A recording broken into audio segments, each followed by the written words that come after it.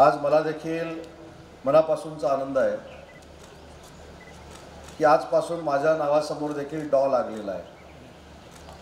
माझ्या आईवडिलांची इच्छा होती मी MBBS व्हावं, डॉक्टर म्हणून डॉ माझ्या नावासमोर लागावा। पण मला असं वाटतं की माझ्या राजकीय जीवनाची, सामाजिक जीवनाची नोंद घेऊन अजिंक्य DY पाटीलनी धाडस केलं। धाडस हा शब्दप्रयोग मी अगदी जबाबदारीने करतोय कारण मी मराठी भाषेचा मंत्री आहे।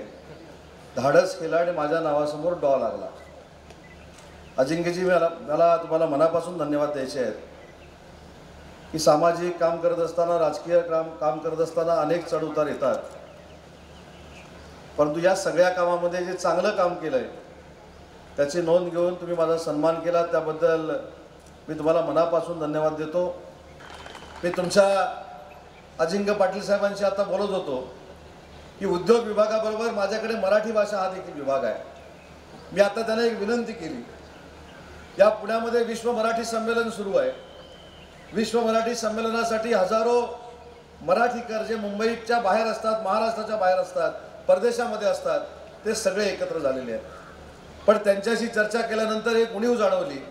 त्यांनी सांगितलं की आमची मुलं शाळेमध्ये जातात, आमची मुलं परदेशामध्ये मोठमोठ्या कॉलेजेसमध्ये जातात, पण आपली मराठी मातृभाषा बोलताना कुठेतरी अडचण निर्माण होते।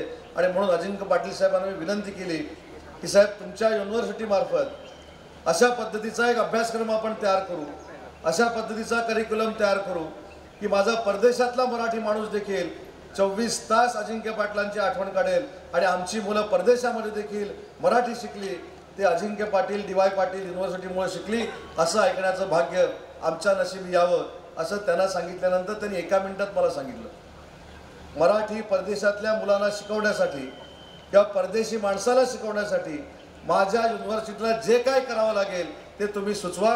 माझी युनिव्हर्सिटी तुमच्या पुढे 4 पावलं आहे, आम्ही परदेशात देखील मुलांना शिकू।